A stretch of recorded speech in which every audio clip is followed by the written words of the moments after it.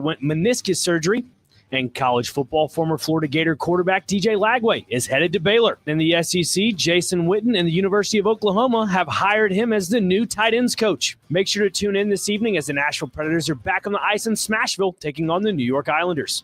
Pre-game coverage starts at 6 with puck drop to follow at 7, right here on the Game Nashville Sports Network. For more, log on to theGameNashville.com. Your sports live here on the Game Nashville Sports Network. Your sports live here. WBUZ HD3 Laverne. We are the Game Nashville Sports Network. ESPN 94.9. The Fan. 30 years of the best sports talk in Middle Tennessee. It's the George Plaster Show, featuring Tennessee Sports Hall of Famers Kelly Holcomb and young gun Billy Derrick. And now, here's your host, George Plaster. Hello again, everybody. Welcome in. Looks like the old clouds are moving in. You're going to get your weather forecast here in just a second. A flood watch. These conditions are expected by 6 a.m. tomorrow morning. 95% chance of rain on Friday, 95% chance of rain on Saturday, which means it's going to rain. It's very simple. Okay, you can probably tell by where we are that we are at Sports and Social in the Green Hills Mall. I am thrilled to be able to announce that, football season, the Thursday night stuff during the regular season is over, but we're not through here. We are going to have, I guess you'd call it, a continued relationship with the folks at Sports and Social. First of all, we'll be here tonight, tomorrow night, and Monday night around all of these big football games. This is a huge football weekend. And to say that I'm thrilled that we have been able to pull this off and continue this partnership, I am very excited about it. Okay, with that in mind, let's say hello to Kelly Holcomb. Kelly, I want you to notice, for those involved in the podcast, I'm trying to act Ole Missy here with the shirt. See, there's just there's just one problem. Tell me. I don't really believe. But here's the deal, George. When you get to this time of year and you're down to one game and then maybe the national championship game, you never know what's going to happen. You never know what team's going to show up. I said it earlier in the year, though. I love the way that Mario Cristobal built that Miami team. He did it up front on both sides of the football, and that's where they beat Ohio State. That's where they're dominant at. So I do think that with some of the bodies that Ole Miss has on the defensive line, I think they can give them a run for their money, but it's going to be interesting to see. And what's Trinidad Chambliss going to do? Is he going to have another unbelievable game like he had against Georgia? That's possible. And then what does Carson Beck do? Does Carson Beck, can they put some pressure on him to make him uncomfortable? So I don't know. I guess that's why we like this time of year. Questions will be answered tonight. Yeah, well, isn't the truth that if Ole Miss is to win tonight, Trinidad Chambliss has to absolutely go off? And you know what? I don't put it past this young guy that he might. No, I don't either. He won a national championship last year at Ferris State in Division II, and then he went to Lane Kiffin, and he was just he wanted to go play, from what I understand, and then he just wanted to be a backup, and then he got the starting job because the starter got hurt, and he never gave it back. So the kid can play ball. There's no doubt about that, but I kind of think that Miami's defense, if not the same as Georgia, maybe just a tad bit better. And that's kind of crazy to say, but Miami's defense is really good. They went into the Ohio State game, I mean, let's just call a spade, with a little bit of an FU attitude aimed at Ohio State, basically looking at them going, don't act like you're better athletically than we are. You're not, and we're about to cram it down your throat. I think if Miami comes with that same level of venom tonight, they're probably going to win. I don't know if you can do that twice in 2 weeks because they were jacked up like crazy. The hatred that they appeared to build up internally about Ohio State was downright scary. George, I'll be honest with you, though. It kind of reminds you, I'm sure it's going, when I say this, it reminds us of, and Parker has no idea because he never saw it, but like the old Miami of Jimmy Johnson back in the day. That's kind of what it, like Yes. a really good running back and the Fletcher kid who can pound the rock. They've got an offensive line that can, weigh on you, and defensively they're really good and they get after you. So it's kind of the Miami of old from what we're used to seeing back in the 80s and early 90s. Let me put this out here. I know there are going to be some Miami people in here tonight. I'm already aware of that. I want to see some hottie toddy in here as well. Let's have a little civil war inside here and enjoy these big screens that will let you see a football game like nobody's business. So that's where we are. I'll continue to bring this up. We got a lot of news again, man. It is a crazy time in the sports talk world. Parker, it is time for what? It is time. And boys, do I have a loaded update for today? Yeah. Loaded. Yeah. I'm excited. Kelly, we're not going to get any more. We're not going to get any more Chinese restaurants or marriage counseling. No, that was yesterday. Okay, thank goodness. But I have loaded update. But first, let me remind you, right now we are at Sports and Social. Ole Miss Miami tonight. Miami fans will be in the building. There was one talking to George earlier. We need some Ole Miss representation as well. And then tomorrow, Indiana and Oregon will be out here again. Please come join us because we're going to have a lot of fun. We are going to have a lot of fun. I'm done begging. Okay. Last night, we were supposed to witness a really good college basketball game between two heavyweights in the SEC. And the first half was pretty good. The second half, there were a lot of whistles. In that game, Vanderbilt beat Alabama 96-90. Vanderbilt is 15-0, and they sit atop the SEC standings. So the officials lost control, in my opinion, 5-6 minutes left in the first half. I don't know a lot about that crew. I don't know as much as I used to when it comes to officials, because back in the days when I did SEC basketball, I knew a lot of them. They needed to get control of that game late in the first half, and instead it turned into an absolute mud wrestling competition.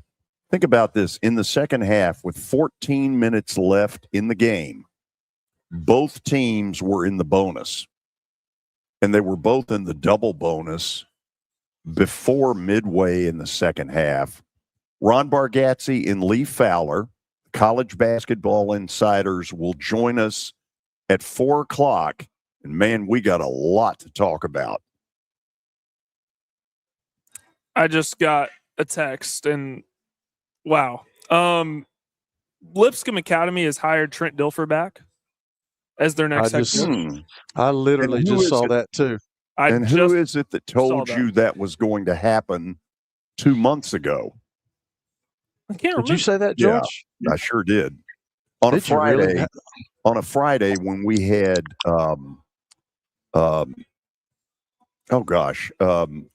George Robinson from the Tennessee. That's right. I do. Okay, I remember now. I remember. I said to him, George, this is what I'm hearing, that Trent Dilfer wants to come back.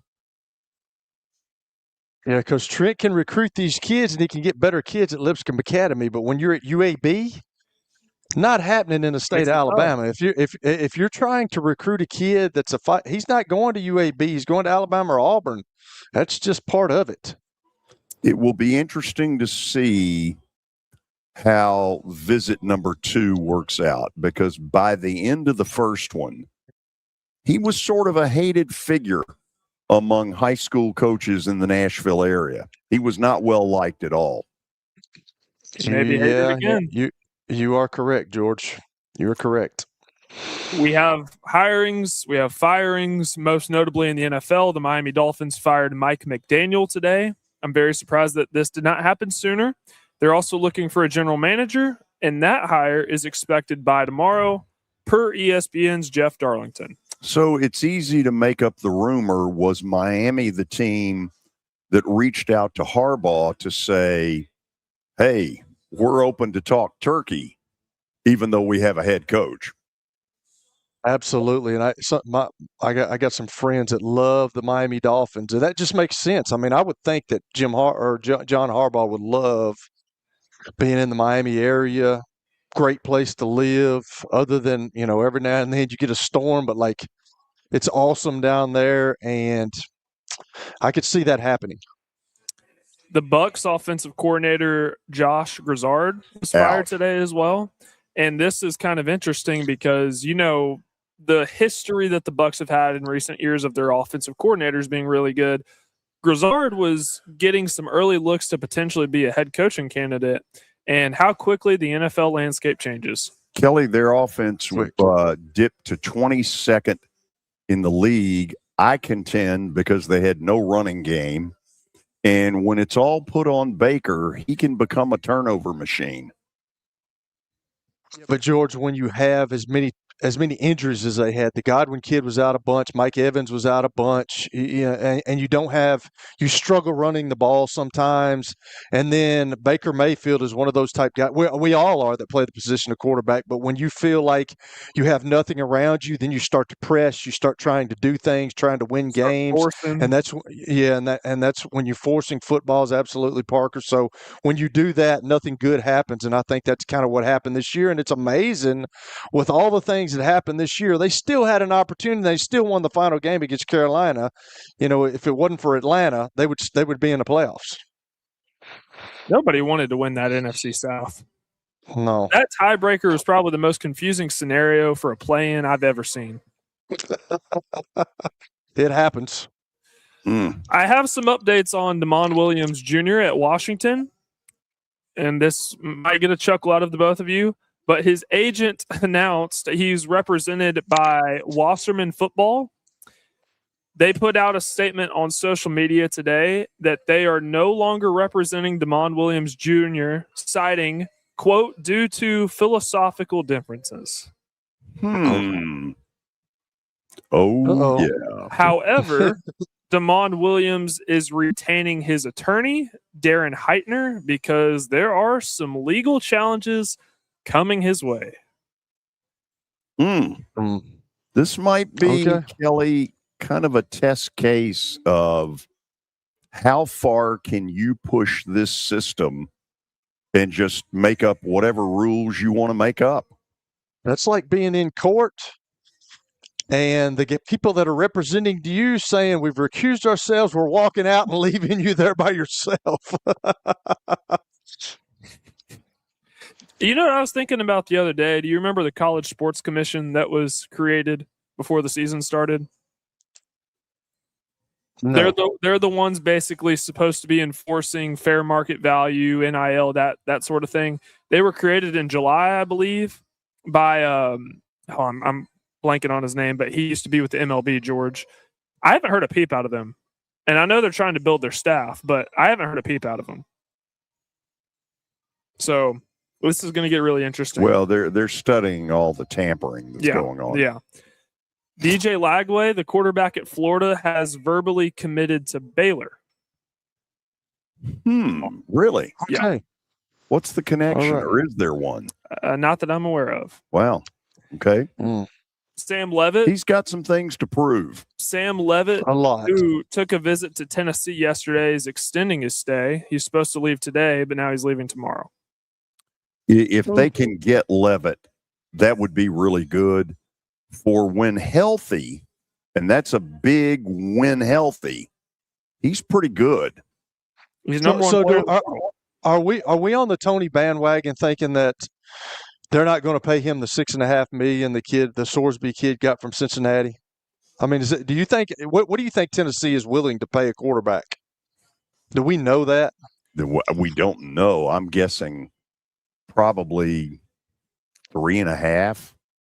See, my guess is right around there. Minimum 4 is what I think, because technically Leavitt is ranked way higher than Sorsby was in the portal rankings. Texas Tech's just throwing it out there. They've got that. What do you call it, George? Oil That money. J.R. Ewing wool money. J.R. Ewing wannabes.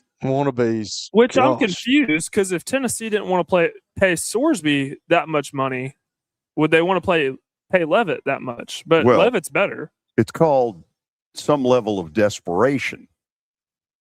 Okay, fair enough. They're acting like they don't have a quarterback. Now, whether they do or not, I don't know what level George McIntyre, for instance, is at right now, but they are acting like they are desperate to find a quarterback. Yeah. A lot of schools in that category. Yeah. So the By the way, some of these schools need to look more at the FCS level. There's some kids at that level. There were some kids that played in that title game that can spin it. Yep. Well, it's just like Trinidad Chambliss, though. He's at D2. He was at a D2 school, George, and he didn't even start when he went to the D2 school. He only started, I think, for a year or so, and then he goes to Ole Miss, and you see what's like. There are kids that drop through the cracks at every level, and now it's just like pro scouts. If you're going to be a recruiter in college, you better go find them now because they're everywhere. So, the question that must be asked about Ferris State. Is that where Ferris Bueller was headed to college? Because that movie, a lot of it is about the fact that Ferris is late in his senior year in high school and moving on, and it doesn't look like Cameron, his buddy, is necessarily going with him. I'm just curious, was he attending Ferris State, or was that a school named after Ferris Question Bueller? of the day, right there. Parker, have you ever seen Ferris Bueller's Day Off, Parker? Don't make me answer that question. Oh no, he has not. Hey, I got a question for you. What? Do you know who Morgan Wallen is? Yeah, absolutely. I'm going to start throwing, these pop culture references that you're going to throw around. Everybody knows who Morgan Wallen is. Relax, Francis. Hold on a second. Ferris Bueller is one of the great movies of all time. I mean, Google it. Ferris Bueller. Google it. But I haven't watched it. And then Google Kirk Signetti because he wins. Because he's asked us to. And that's what I'm going to do. Jason Witten's the new tight end coach at Oklahoma. To me, this looks like a thing where Oklahoma's trying to get his son, because his son, Cooper, is being heavily pursued by Tennessee, obviously. And he's a very highly rated tight end, and now his dad is the new tight end coach for the Sooners. That's the way to do it. That's the way to do it. And last, certainly not least, nobody recruited my dad. The Preds host the Islanders tonight. First game back at home after this 7-game road stretch. Go get them. Let them know who daddy is. So the YouTube chat is saying that Lagway's dad played running back at Baylor and grew up a Baylor fan. So there you go. That's your connection. That may be the connection. All right. My update's done. Okay. After the break, we're going to do our final review of Underdog picks. Great competition. Really close. Nobody in this picture won. Save it, George. Stay tuned. We're going to review and close up shop coming up next from Sports and Social in Green Hills Mall. This is the George Plaster Show. When I got my first car, my dad told me, keep the gas tank full and my number on speed dial. Now parents are telling their kids, save 615-242-9000 just in case. I'm Blair Durham. If you or someone you love is in a wreck, call us. We're here to get you the money you deserve. A golf cart from Mikey's Motors is the perfect way to get around this summer. Whether you're going to the park, the pool, or the playground, do it in a brand new golf cart from Mikey's Motors, Franklin and Murfreesboro. Summertime fun in Tennessee. That's what we sell at Mikey's Motors. Come see how we roll. It's easy to say good things about the folks at Strike and Spare Family Fun Centers, Number one, I trust them with something that's near and dear to me, the Plaster and Friends Celebrity Bowling Night. But more importantly, I see the fun people have. They enjoy the bowling. They enjoy the camaraderie, and you will too. Come by any of their locations and get ready to have some fun. Here's David Levy of Levy's Men's and Women's Wear in Green Hills. Hey, George. As a 170-year-old clothier, we are loaded for the holiday season with great gift items for you or your significant other. Plus, we have front door parking, experienced associates to answer your questions, free gift wrap, and we are surprisingly affordable, even for you. This holiday season, treat yourself to a touch of luxury without any of the fuss. Levy's Green Hills, 3900 Hillsborough Pike, across from Virtus and behind Donut Den. At Wilson Bank and Trust, we believe you shouldn't have to choose between personal service and digital solutions. As your local independent bank, we're proud to offer the relationships and trusted service you expect, along with the tools and technology that keep you moving forward. So whether you're growing a business, buying a home, or planning for the future, we're here to help. Because this isn't just where we work, it's where we live too. Wilson Bank and Trust, here to get you there. Member FDIC. Are you looking for expert medical care in Nashville without leaving your home? Medical House Calls brings concierge-level health care directly to your door. Whether you need urgent attention, ongoing primary care, revitalizing IV therapy, or medically guided weight loss, our experienced providers are just a phone call away at 615-838-2375 or go online, medicalhousecalls.com. Medicalhousecalls.com. It's the George Plaster Show. Your sports live here on 94.9 The Fan.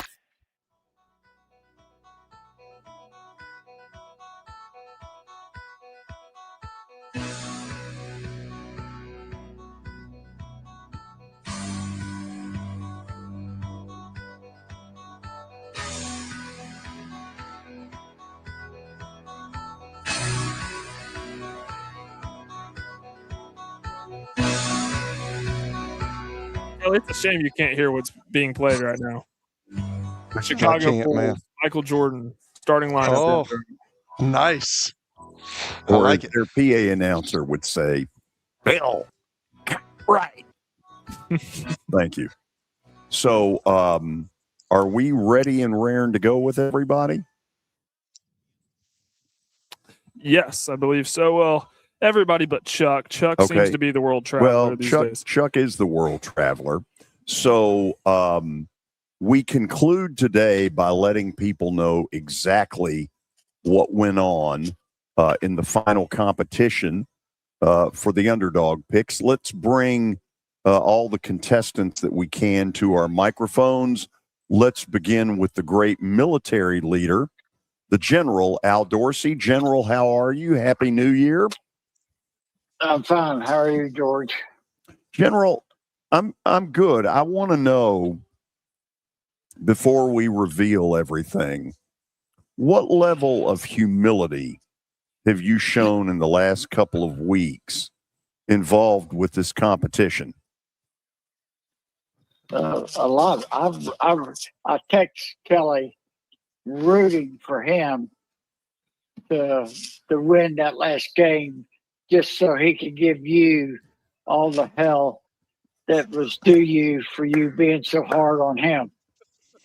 He did, which I loved. I loved it. I had a shot too. General. You did. Kelly, proud of you, Kelly. Did you know he had this side of him in him? Oh, absolutely. Hey, when you play ball, doesn't matter what age you are, you're still competitive, and the General's still competitive now. And he texted me and he said, "I want you to shove it in George's face about that dead last garbage." He said, "If you do win, you're probably going to beat me by one, but," he said, "I still want you to shove it in his face." And I'm like, "Yes, I want to as well." Wow. Very hurtful. Let's say hello to Greg Pogue, who joins us as well by phone. Pogu, how are you? Well, I'm doing well. I didn't get the text from the general about shoving it in your face, but I wholeheartedly support that effort. Mm-hmm. Yeah, I'm sure you do. He hates the jackrabbits, Pogue. I'm not going there, okay? I mean, I already got sent to another radio station. So, anyway. So I'm going to read for all of you, if I can find this. An absolutely hilarious. Where in the world is this? I can't find it, which is really a shame. So Pogie sent me a very snarky text message concerning Willie Donick's show and how they allowed FCS schools, FCS, to be a part of their, competition. I had ruled a couple of weeks ago that we would not do that. So Pogie sends me this very snarky text that starts with, "How refreshing. Willie's show allows this." And Kelly, as you know, I fired back with, "Then go on their show and do those picks." I'm with Pogie. I was with Pogie on that one. I told you that. General, where were you on that? Whatever the rules are, the rules are. Just tell me what the rules are and stick by them. Thank you. George, next year, can we implement a rule that doesn't allow competing members to use bookies? Wow. Oh, wow. Wow. So Parker, anyway, sometimes it's better to be seen, not heard. So then Pogie. Are you insinuating something there? No, Hey, I mean, maybe, potentially. My on that, use whatever you want, okay? I don't care. Well, and then Pogie put it out there that he felt like he had been completely defrocked and that Tony from Nolensville would be replacing him a year from now in the competition. Pogie, do you still believe that? One last thing. I think that's Tony's famous line. One more thing. No, absolutely not. I'll be back. And I just wanted to, I will do, though, I will petition the Rutherford County Caucus. When we get to the playoff, I mean, you were at that FCS championship game. That was one of the best college football games of the year, period. It was awesome. And so, anyway, that's all. I'm just having fun with you. So the competition ends with the winner being the general, Al Dorsey. And, you would hope at an advanced age that the general would have shown a little more humility than this, but wanted me to let all of you know that this is the 6th time that he has won the competition. Kelly, in a row. Kelly, I was a little surprised when he needed that brought up. Hey, more power to the general, man. The general's really good at this. And when you told me that he was coming back on, I cringed a little bit because, like the general, we're all competitive, but he's really good at picking these games, and he shows it again why he's the best. In the bowl games, the general was 0 for 3. He had New Mexico, he had UConn, and he had Arizona State. In spite of that, the general wins with 36 total points and a 7-12 record. Now, going into the final stuff, I was only 3.5 points out of first. And so if I had done anything, I'd have won this baby. But instead, Georgia Tech, loss. Miami of Ohio, loss. LSU, gag loss. So I finished 7-12, 32.5 points. Bitterly disappointing, Kelly. It is, man. But if you're seeing on the YouTube live, the YouTube live stream, man, this competition was pretty close. I mean, I don't think I've ever been in one of these, and I've been doing it for 18 years now. That's been that close. General, it sounded like you had something to say. And you kept saying if. Thanks, General. Then we get to Pogu. Pogu, during the bowl season, had Tulane, They got bounced. He had Iowa in a very good call against Vandy. That got him 6 points. And had he won the Cincinnati bet, he would have ended up in a tie with the General for the crown. Pogge finishes 5-14 with 29.5 points. Good for third place. Pogge, congratulations. You are a silver medalist. No, you're a bronze. You can keep it. Yeah, nice. Third might as well be second, fourth, fifth. It's all the same. Yeah, nice reaction. Yeah, well, I didn't win. I don't care what I finished. Here was the most interesting of the developments during bowl season. Kelly starts out with 2 consecutive victories, gets 3.5 points for Virginia's win, gets another 6.5 with Ohio University. And the truth of it is, it came down to Coastal Carolina's bowl game, and had Coastal Carolina won, Kelly Holcomb would be the champion. However, the General doesn't allow any ifs. We're not allowed to use that word. So, Kelly, you end up in 4th place with 29 points. With the year that we had, I saw when I picked that game, there was a couple of days later where I saw the University of Ohio had fired their coach. So I was like, there's no chance that they're winning the game. And then they end up winning, and then I have a chance. That's all you can ask for at the end. With the year that we had, we just got to go back to the draft. We got to get some more players. And if we do that, we'll be back next year. That boy, Kelly. Way to show some fight. Last but not least is Chuck McDowell. Chuck brought some real spirit and some great humor to the competition. We definitely want him back a year from now. His bowl record was not all that good. It was 0 for 3. He had Appalachian State, a big L. He had James Madison, who took the gas, and he had Southern Miss. So he goes 0 for 3 in the bowl competition. Chuck ends up 4-15, 26 points, but only 10 away from winning the whole thing. Guys, this is the closest I can ever remember in about 30 years of doing this. It was really there for 3 or 4 of us to win if.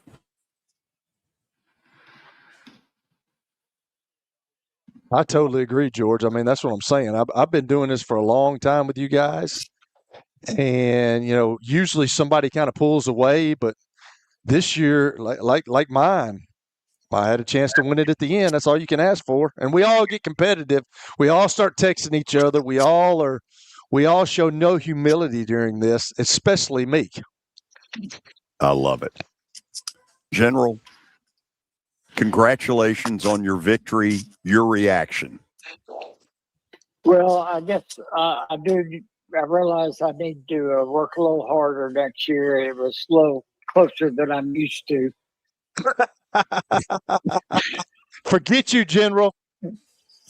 General, when you say you need to work harder, kind of give us a couple of examples of what you mean by that. I messed up on the bowl picks. I messed up. I had on my sheet, my worksheet, I had to pick, or I had it on my list to pick East Carolina. And somehow I overlooked it. If I had picked East Carolina, Hey, Kelly, I heard an if. I did too. If. That's what he said earlier. If. I said no ifs. I just heard an if. You can say if when you win. Touche. Guys, I appreciate y'all getting involved in this. This was a lot of fun this year, and look forward to bringing it back sometime in late August. We can have a play-in between Tony and Nolensville and me if that makes you feel better. We'll take that under advisement, Pogge.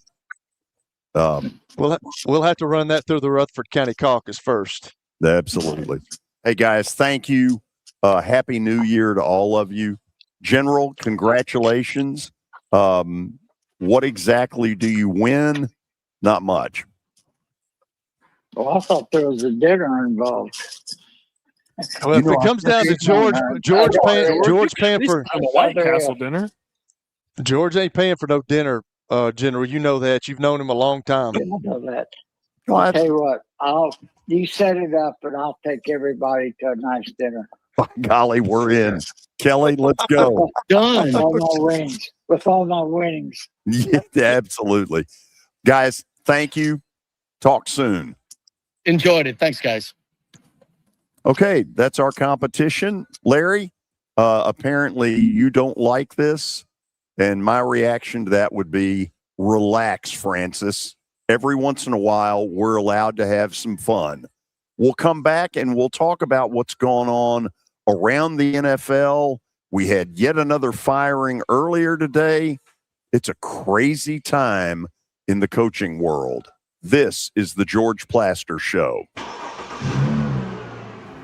When I got my first car, my dad told me, keep the gas tank full and my number on speed dial. Now parents are telling their kids, save 615-242-9000 just in case. I'm Blair Durham. If you or someone you love is in a wreck, call us. We're here to get you the money you deserve.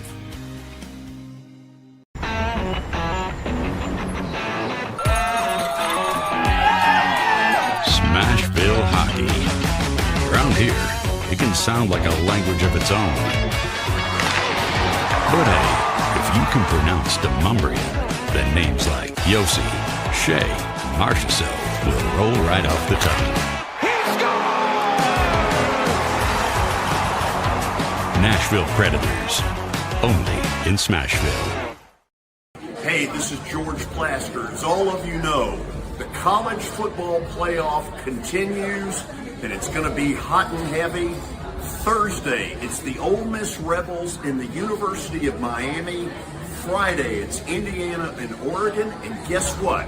We'll be at Sports and Social in Green Hills Mall for both of those games, inviting you to join us for all the college football playoff fun.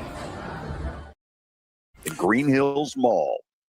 Here's David Levy of Levy's Men's and Women's Wear in Green Hills. George, Levy's holiday collection is packed with bold looks, cozy favorites, and gifts that will make you and your loved ones smile. Come visit us at Levy's and let us help you celebrate the holidays in a relaxed, friendly atmosphere with plenty of front door parking, free gift wrap, and we are surprisingly affordable. Levy's, 3900 Hillsborough Pike, across from Virtus and behind Donut Den. Here's Officer Garen Hoskins for the Metro Nashville Police Department. The Metro Nashville Police Department is on the forefront of policing in this century, and I'm glad I'm a part of it. I'm glad I get to find other good officers, other future good officers. And if you're watching today, or you yourself or someone you happen to know is interested, join MNPD.com. Feel free to reach out to us because we need good officers, and it's a great city to work for. Start of many. If you want to be part of the Plaster Show advertising family, it's simple. Just email me, plastergeorge@gmail.com. Again, plastergeorge@gmail.com. We will fit your budget and your needs. It's the George Plaster Show. Your sports live here on 94.9 The Fan.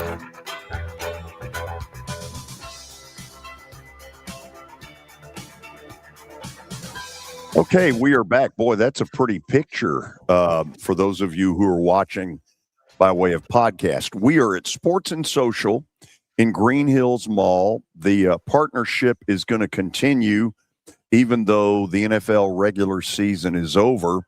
We will be with you from here tonight for the college football playoff game, tomorrow night, and then Monday night for the NFL playoff game. Bring Kelly Holcomb back in here. Kelly, the consensus of a bunch of people, and I don't really know if they know something or it's more guesswork. The conventional wisdom is that Harbaugh is going to the New York Giants. And I'll admit, I don't totally understand that.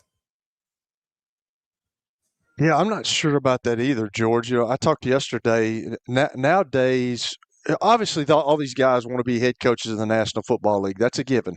But I think as a coach, and as long as John Harbaugh was at Baltimore and was the head coach there, he always had a stable guy at the quarterback position. And they've got a young guy in Jackson Dart. Now, I know they didn't have much around him, but I don't know. Is that a stable enough situation? Maybe he thinks that he could do something with him. Maybe and you know what? All these coaches do their homework as well. It's not like the teams do their homework and they don't. The head coaches that are going to these places that are interviewing for these jobs do their homework as well, and they want to know what's going on in the building. They want to know what level of control they can have on stuff, and just can they get along with the general manager. So maybe there's something there that he like. I just don't. I think everybody nowadays, as a coach, you're connected to the quarterback, and if you got a good one in place, you can stay there for a long time. I mean, you look all around the league, and Patrick Mahomes and Andy Reid's been together, and they've won Super Bowls, and they've been the model of consistency ever since Patrick Mahomes has been there. You looked at what Drew Brees and Tom Brady and Peyton Manning, all those guys did. That's kind of how the league is shaped now. And I think as a coach, you have to look at these positions, and especially at the quarterback position, and can I win with this guy? Because I've got to kind of, for at least a year, I'm noosed around this guy that is there. And I know he's not my guy, but can I win with that? And then unless he goes in there and says, hey, I'm not sold on him, I want to draft a quarterback, I don't know. But it's, everybody's knocking down the door for John Harbaugh. There's no question. That's kind of a shocker to me. It seems like New York, the Giants. I mean, I know Brian Dable got them to the playoffs a couple of years ago, but everybody remembers the New York Giants when Bill Parcells was there. That's when their heyday was, and then since then, Tom Coughlin. It's just kind of and Tom Coughlin, absolutely, Tom Coughlin. And since then, it's been kind of mediocre. So, do we think that Harbaugh has so much leverage that he can tell all the teams, look, I'm going to go visit every last one of you before I make a decision? Oh, I absolutely do. I think and I always say this. I say this every time we start talking about this, but what are his goals? Does he still want to coach? Obviously, he still wants to coach. He wants to be around the game. So, yeah, and if he doesn't get a job, I mean, he doesn't have to worry about it because he's fine. And then next year there's going to be jobs come open again. So maybe he takes a 1-year hiatus. I don't know that, but what Derek Mason said. If you're in his position, absolutely, I'm going to go to all of them that I can. And if they don't, if I don't get hired this year, okay, no big deal. I'll get hired next year, and I'll just go spend time with my family. That's kind of the way I look at it. Although, let me ask you this. Guys, wouldn't you have already heard that from Harbaugh if that was really his intent? I don't know. Guys are pretty close to the vest on stuff, George, to be honest with you. And I would think he's kind of that guy too. I don't think he's and Jim's kind of close to the vest. It's hard to get a straight answer from Jim though. Like some of his interviews, good gracious, I was around him and I was around him in Indianapolis for 2 years, and just being in meet, he's a different guy. I liked him, man. He was always nice to me, but that's just who Jim is. John's a little bit different. He's more calculated with things. And, I don't know if you ever know the true thoughts of guys. They may say something and mean totally opposite. Yeah. And what do we know about this? Well, Adam Schefter put out yesterday that he's not expected to conduct any head coaching interviews until next week. So he's not in any hurry. But in terms of the jobs that are open, I think you can make a case that all of them are pretty attractive, minus, sorry, Kelly, no offense, Cleveland and maybe even Arizona. But in terms of New York, I'd say that's pretty attractive. You're going to have a high draft pick. Jackson Dart showed a little promise at the beginning of the year. They're going to get Malik Neighbors back. They could bring back Wan'Dale Robertson, who played very well this year. Tyrone Tracy is an excellent young running back. have some good pieces on the offensive line. The defense, Brian Burns, Javon Holland, people like that. So the only thing that I have a question about in New York is Joe Shane, because for some reason he's lasted longer in New York than the Israelites lasted in the wilderness. He's still there, and he made himself look like a fool on Hard Knocks. Wow. And yet they still kept him around. I have no idea how he has a job. That would be my only concern with going to New York. Okay, but if you're going to play that game of here are the positives, could we not make the argument that if you're looking for the positives, Atlanta has more than any of them? Atlanta's got some dudes now. And I think that's why Raheem Morris got canned. Now, is Michael Penix going to pan out? That's what I just talked about. I mean, there's no sport in American sport culture more important than the position of quarterback in the National Football League. And it all depends on Michael Penix. They drafted him high. And can he do it? He was injured last year. Kirk Cousins comes in and plays at the end of the year, but can he do it? Can somebody turn that around? But man, you're talking about receivers. They got they got the Robinson kid at running back. They've got a talented group on defense that can rush the pass. They got everything except the question is, Michael Penix, is he going to be able to fill that role and to be a consistent winner in this league? And if you can get that to happen, that's an unbelievable job. Kelly, I was asked about what is the most attractive job right now out of the 7. And I said, well, this was before Baltimore opened up, but I said Atlanta because they're in win now mode. The only thing that they've been missing is a quarterback, and we don't know. We think Michael Penix can be pretty good, but he's tore his ACL for the 3rd time since he started college, and that's a big concern. But they have all the pieces. What they're missing is a quarterback. And you think about the jump that their defense took. I mean, they couldn't get to the quarterback 2 years ago, and now they're top 5 in the league. Yeah, because those 2 young guys that they drafted. Bijan is a heck of a running back. He's a stud. Kyle Pitts is starting to finally come on. Drake London. So they got the pieces. They just need the quarterback. So let's throw Miami into this equation, because by the end of the Mike McDaniel regime, they had basically tossed Tua to the curb. And I remember a year and a half ago, Carolina did the exact same thing with Bryce Young. And yet, best as I remember, Carolina will be in the playoffs on Saturday against the Rams, and Bryce Young will be their starting quarterback. So think about this for a second. It took Miami 3 days longer than everybody else to make their coaching change. Is it possible that part of what Miami's ownership will say to a new guy or a potential new guy is, look, you're going to make Tua work, and if you can't make him work, you're not it? That's kind of what it seems like to me, George. I was thinking about that earlier today because I figured we would talk about this stuff. But, like, everything went awry with this whole season when Tua got on the podium and was talking about guys being late to meetings and guys doing this and guys doing that and not being bought in. And that kind of threw the guys under the bus. And then after that, it just seems the inconsistency. And I don't know if guys lost respect for Tua in the locker room. I'm not sure, but I think that's kind of what it seems. And it felt like that Mike McDaniel had kind of turned the page on that. Maybe I'm wrong. But that kind of seems how that meeting could have gone. The ownership wants Tua. Mike McDaniel didn't. Didn't he end up benching him at the end of the year? Yeah, he played Quinn Ewers. Quinn Ewers. Yeah, Quinn Ewers. Yeah, absolutely. So I'm not sure about. I always had questions about Tua when he was at Alabama. He's an unbelievably talented guy, and he's very accurate with the ball. But I always felt like that if you took his first read away from him, he struggled a little bit. And I think I think to this day, I think that's still happening. And I don't know if you can change him with that. That's kind of who he is.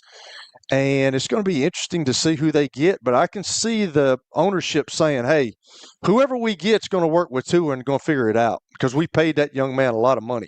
And this is I don't know Tua as a person. This is no slight on Tua as a person. This is just talking about him as the football player. But Kelly hit the nail on the head. His game is is so extremely limited because he's very, get the ball out of your hands quick, progression read, 1-2, get the ball out. And if you make him uncomfortable, you make him scramble and have to create, that's not his game, and he can't do that. So it's very limited, and I don't see that working in the NFL. And I'm out on Tua as a quarterback in the NFL. Plus, they have all that money that they owe him. They're in quarterback hell.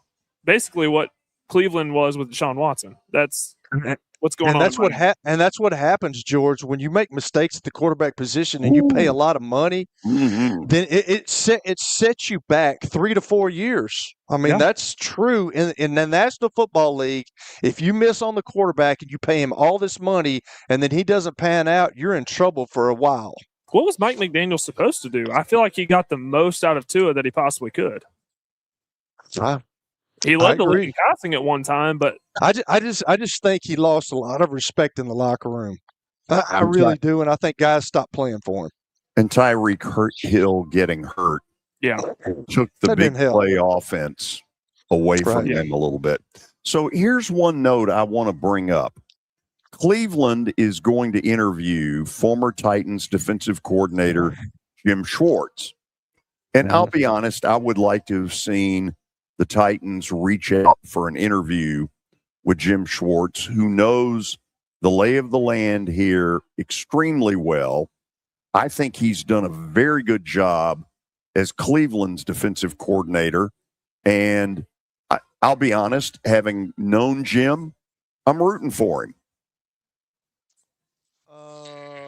Very good defensive coordinator. He had his opportunity when he was with the Detroit Lions. I don't know, man. You know him, George, personally. I think he's a really good football coach, but sometimes, I've said this before, sometimes offensive and defensive coordinators, and Parker brought this up yesterday, that's kind of where ownership goes. They don't go to special teams. We talk about John Fossil. They don't go to special teams coaches much. John Harbaugh's kind of an exception, and he worked out well for 18 years. But some DCs and OCs are better at that spot than they are head coaches. Now, I'm not saying that guys don't need another chance, but I've seen it where an OC gets a head coaching job, he doesn't do very good. Goes back down to OC and gets another head coaching job, doesn't do very good.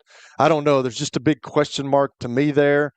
But obviously with my Brownies, man, they have been they've sucked for a long time, and I hate that because I love that place. I love that city. Their fans deserve better. I just hope they get somebody in there that can bring some stability to that organization. I brought it up the other day. 3 coaches for the Pittsburgh Steelers since the 70s, and you look at all the coaches that the Cleveland Browns had, it's a crap show.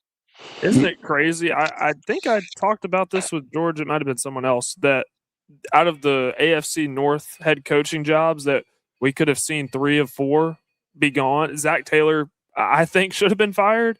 And if the roles were reversed and the Steelers lost that game, we could have seen Mike Tomlin fired too.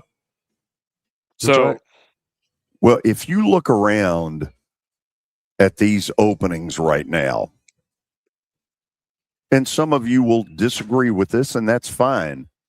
But to me, one of the common denominators is you've got one flew over the cuckoo's nest for ownership.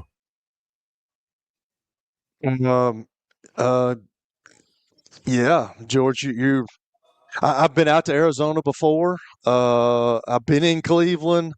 I've been in some of these places. I know about some of these places that it seems like it's a never-ending saga with these teams. And that's what makes the New York Giants things, because we just talked about it. You had Bill Parcells, and then you had Tom Coughlin, who were really stable guys. And then after that, what have you had? And the Mara family is, they've been in this business for a long time, but it just seems like they can't find anybody. And with the Pittsburgh Steelers to have done what they've done, and then the Denver Broncos, like they've had some ups and downs too, but the Denver Broncos seem pretty stable, obviously with Sean Payton. But yeah, some of these teams that it seems like a never-ending deal. Ownership has to realize it's just like here, George. There's a revolving door here in Nashville. And until they figure that out and until they start listening to football people, which it kind of excited me the other day listening to Mike Borgonzi in that interview, the after-season interview, because he was up front with everybody. I think he knows the game of football, and I think he's going to head things in the right direction. And I think his first draft that he had, I think he's got some young men that maybe not a lot of people knew about other than Cam Ward, but I think they're pretty good football players. And if he can have another solid draft like that again, I think things could be looking up for the Tennessee Titans if they don't get in his way. Here's one of the things, though, that's going to come up. In most cases, the GM, in Titans' case, Mike Borgonzi, wants to interview to find out about the candidates. If I'm a candidate, I'm interviewing them. I want to know. Yep. I want to know what level of wacko Amy Adams Strunk is, because she has shown a side of her that is not very appealing. And if I'm a potential candidate, I want to know, am I dealing with Animal House or am I dealing with a legitimate football operation? And so I think Borgonzi's going to run into some scenarios where they're interviewing him equally as much as he's trying to interview them. Anyway, that's hour number one. Can't wait for hour number two. Ron Bargatze, Lee Fowler, the college basketball insiders, next on the George Plaster Show. If you are paying too much for your health insurance, you know what? You need to contact the folks at Pancoast Benefits. Pancoast works with businesses and individuals to tackle the high cost of health insurance. Whether you're a business owner, large or small, self-employed, between jobs, or over the age of 65 and in need of a Medicare plan, Pancoast can help. They make understanding your benefits less difficult and more personal. So check them out today, pancoastbenefits.com, or call them at 615-292-3400. Cost of health insurance. Whether you're a business owner, large or small, self-employed, between jobs, or over the age of 65 and in need of a Medicare plan, Pancoast can help. They make understanding your benefits less difficult and more personal. So check them out today, pancoastbenefits.com, or call them at 615-292-3400. When pro football's biggest game kicks off, Kentucky's biggest watch party is on. The Big Game Bash at Circa Sports, the largest sports book in Kentucky. Experience a two-story sports betting and viewing experience with stadium-style seating, massive screens, great eats and drinks, and live game sound that puts you right in the action. The Big Game Bash at Circa Sports, located inside the Mint Gaming Hall, Kentucky Downs. Book your seat today at circasports.com. For the love of the climb.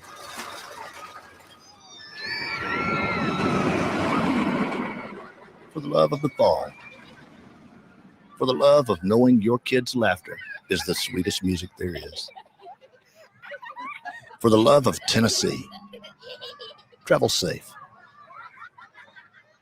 Brought to you by the Tennessee Department of Tourist Development, the Tennessee Association of Broadcasters, and this station.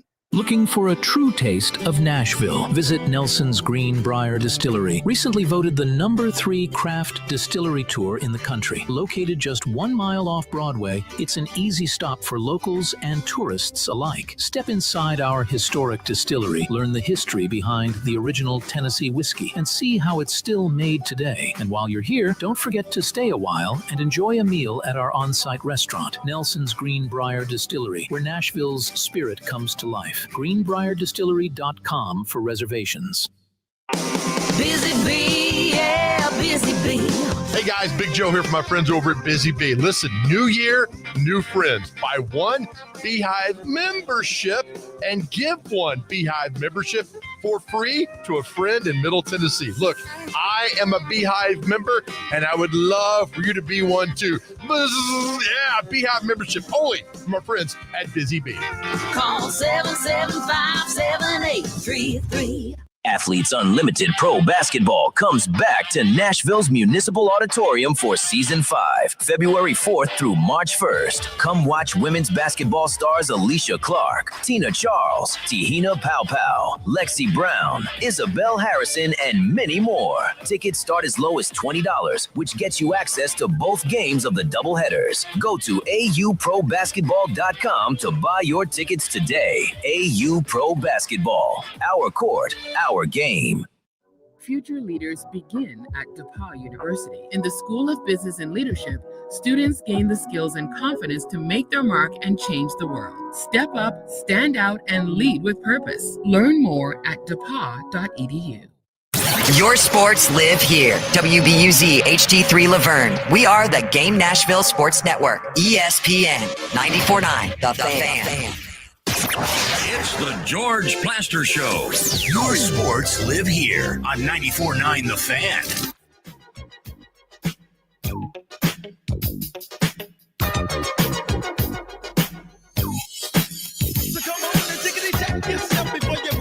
Time for our stat of the day, brought to you by Apple Collision Centers.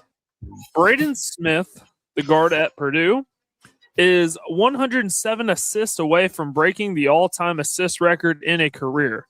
Whose record would he be breaking? Good Lord. Kelly.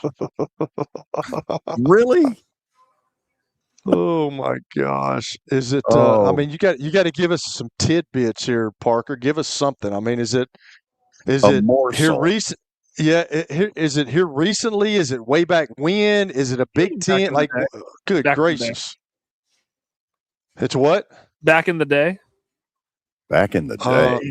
Is it a Big Ten player? Negative. Mm. That's all the hints that I can give. Okay. It's not Magic Johnson because he came out after 2 years. This would clearly have to be somebody that went the distance. Would it be like a John Stockton or somebody, George? You know what we ought. You know what we ought to do, Kelly. Throw it in Ron Bargatze's hands. Let's dump it in their lap. Yes. Okay. I agree. Let's start out with college basketball insider extraordinaire, my former color announcer at Vandy, Coach Ron Bargatze. Let's bring him up. He's brought up. Okay, and say hello to him. Coach B, I know you see that question. Do you have any clue? It would be a real long shot. Ernie DiGregorio. Ernie D, Providence College. Somebody said Pistol Pete. Pete Maravich never threw a pass to anybody. That's what I was about to say. He's the leading scorer, not the passer. Okay, let's just go ahead and show it.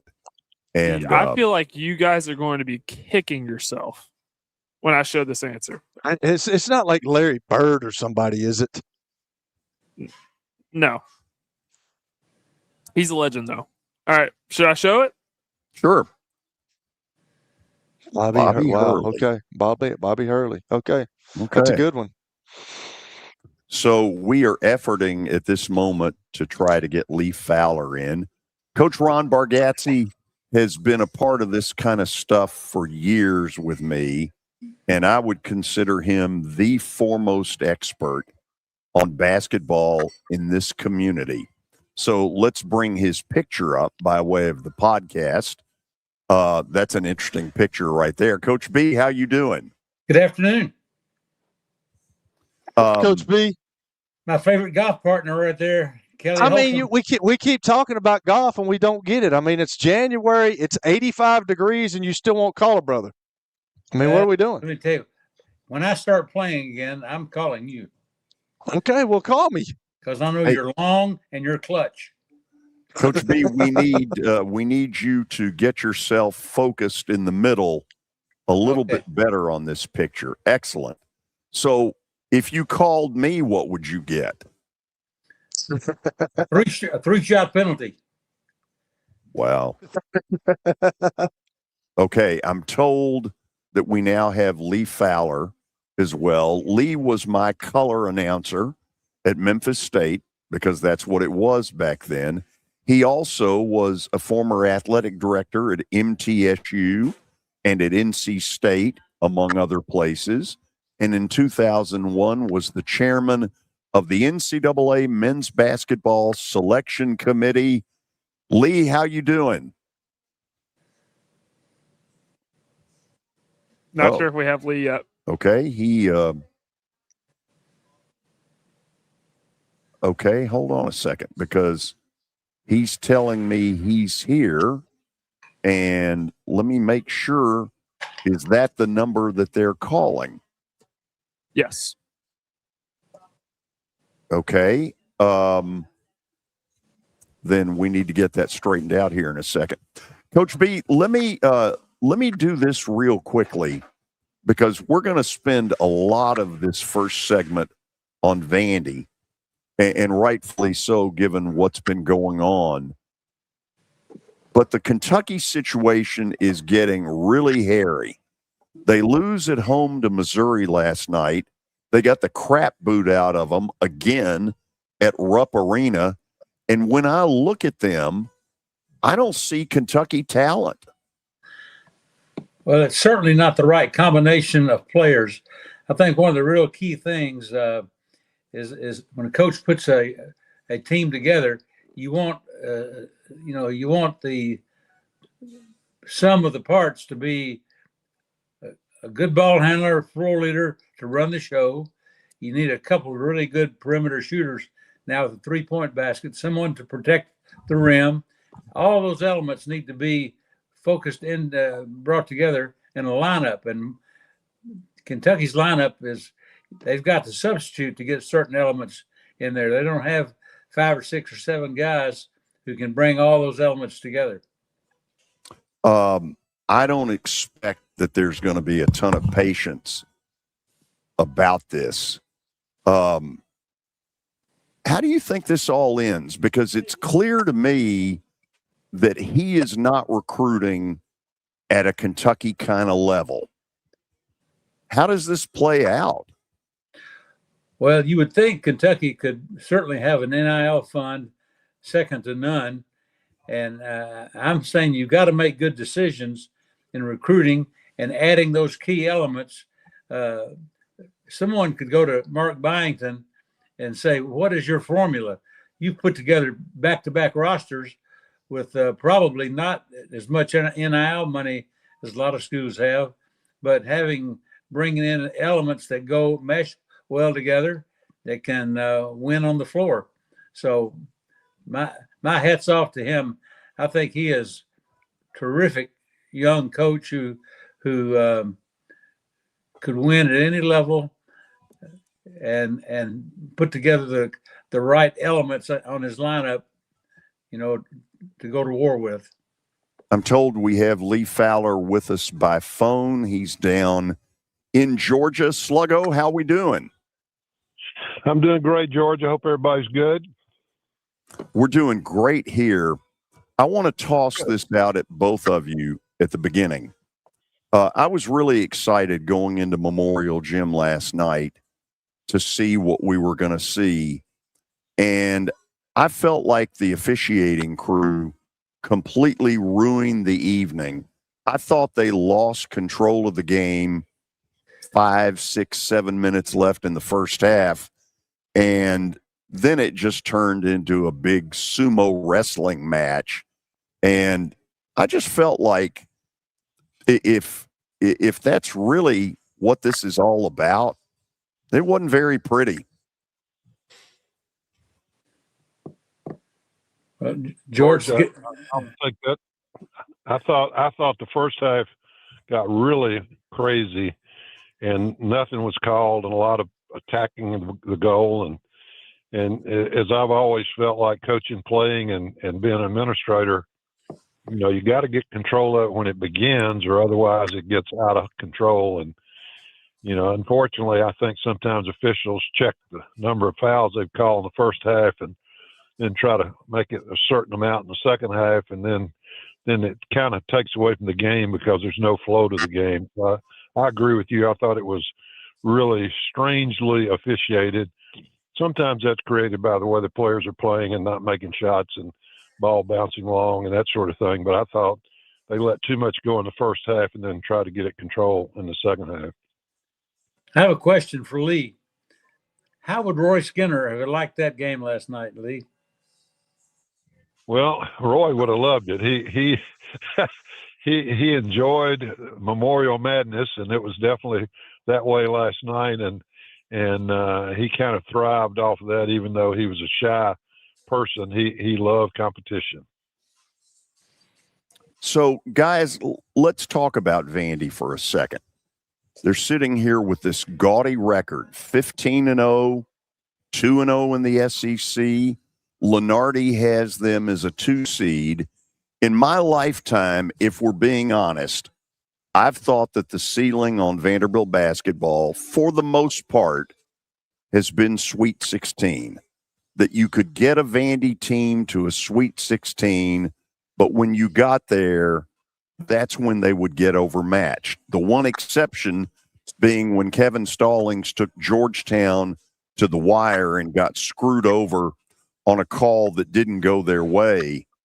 What is the ceiling for this team? I think Georgia, if they stay healthy, and the amazing thing, you know, if you don't know who's playing and you watch the game, they always find the open man. They look like kind of the team I played on, which has been 50 years ago, but you don't see them very often, where nobody cares who scores. They want the best opportunity for the team.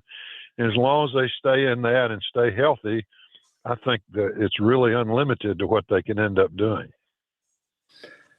I think the Achilles heel for this team is going to be inside strength. They do get in foul trouble pretty easily, and there are a lot of guys with some talented inside guys who are big and strong, and I'm not sure how well they'll match up against some of them, but their guard play, borders on phenomenal with what's going on with Tyler Tanner and Duke Miles, who is a pretty formidable backcourt.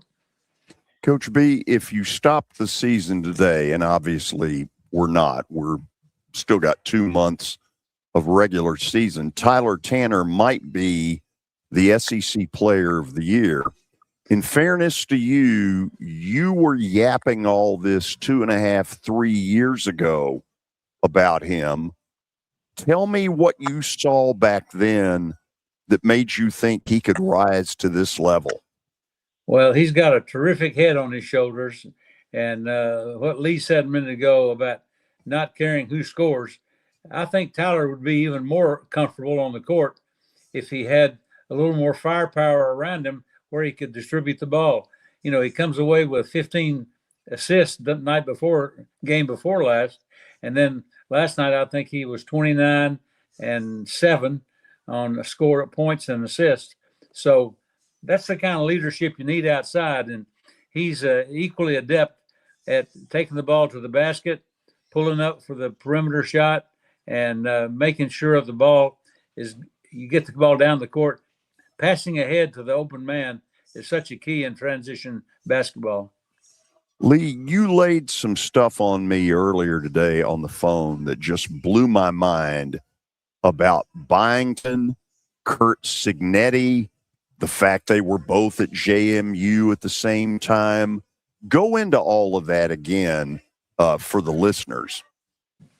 Yeah, I think it's very interesting. Of course, James Madison's had some basketball coaches that have moved on and done well, but it's kind of interesting to know that Kirk Signetti, and he worked for me at NC State for 6 years before he went to Alabama, and Byington, who, I mean, if you watch this team play, and George, I like you and I know Coach B, we turn the channels and watch other games and stuff. I mean, this team plays like a team that's been together for 4 years. Other teams, I saw Kentucky play Missouri. Kentucky looks like you introduced them right before they went out to play, and now all of a sudden they're trying to win a basketball game. I mean, it's amazing to me the job that Byington's done and Kirk Cignetti's done at Indiana. I mean, these are two places that aren't used to being undefeated and aren't used to going for conference championships, and they both were JMU together. And the reason, I think, is, you know, you put together a team, the most important part, and Saban said this, you got to pay the right players to have a good team. Well, it looks like those guys are putting round pegs into round positions instead of other teams that look like they've got round players putting them in square positions. And it's phenomenal how well they do it in a short period of time with new players.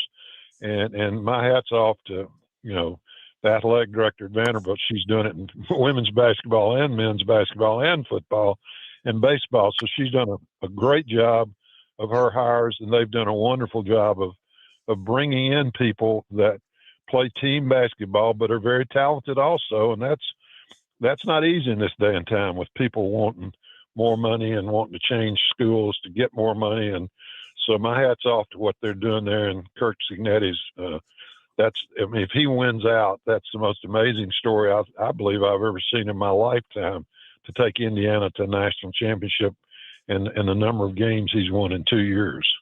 Okay, you know a lot more about him than we do because he was on an NC State football staff when you were the athletic director. Let us in on it. What's the secret sauce about this guy? What did you see back then? Well, you know, I saw Philip Rivers interviewed during this 4 week when he went back to the Colts, and they asked him about Cignetti. And Cignetti, when he was there, they were there at the same time, and he was the tight ends coach and the receiver coach. But his fourth year, Philip's senior year, he was quarterback coach. And Philip said there was something about him that knew more about the parts of the game that nobody else talked about, that he saw something special back then. And of course, his kind of past, and people may know it, but he was in NC State for 6 years. His daddy hired Saban's first college football job at West Virginia. His daddy was a coach at West Virginia. And so they have a long way back with Kurt's daddy. And so that's how he got hired when he left.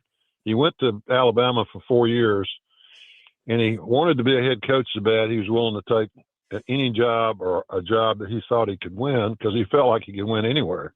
He said he learned more from Saban in 1 year than he'd learned in 25 years of being a coach in college. He also said working for Saban was like dog years, that it's like 6 or 7 years of your life each year because of the amount of time you had to spend. And I saw him the other day, which I think is very interesting. He does not keep his staff at night. He expects them to get their job done and go home, be with their family, which I think is really interesting in this day and time, which is, you know, tough to get guys that aren't working 24/7. But so he went to a Division II school in Indiana, won big. Then he went to Elon, and all this way through, he was talking to my senior associate at NC State, who was retired, and was telling him why he was doing it and felt like he could win. He won at Elon, and then James Madison hired him, and then Indiana hired him. And, you know, he's a loyal guy. I mean, I'm sure he could have taken a lot of money and gone to Michigan or somewhere else this year, but he stayed at Indiana because they gave him a chance to be at the top level. So it's an interesting story. It's a great story for the guys that love the game and love the things, you know, that are the integral part of the game. So he's a special guy, a little bit different, but still cares about the X and O's, and he's unbelievable at evaluating talent. And I think that must be what's so good about Byington too, because these guys he's putting together, he knows exactly what they're willing to do and play team ball and all that sort of thing. So they're basically doing with the same formula in different sports. Lee, I want to ask you this because you brought it up in passing, and I had asked Coach B about it earlier. I watched Kentucky get booed off the court at Bridgestone when Gonzaga just blew their doors out. They got booed big time last night at Rupp. In your opinion, can Mark Pope fix this year? It doesn't look like it. I mean, they've had 10, 13, 14 games together, and some of those kids, I mean, the last shot they got off last night was the craziest shot I've ever seen. The guy didn't try to get anybody open. He just dribbled and shot over a contested shot. I mean, to me, and forget it's Kentucky, just watching a ball game and seeing how together they all are. I mean, they look like a bunch of guys that, like I said, got introduced when they showed up last night. So they have no continuity. They don't have no rhythm to their game.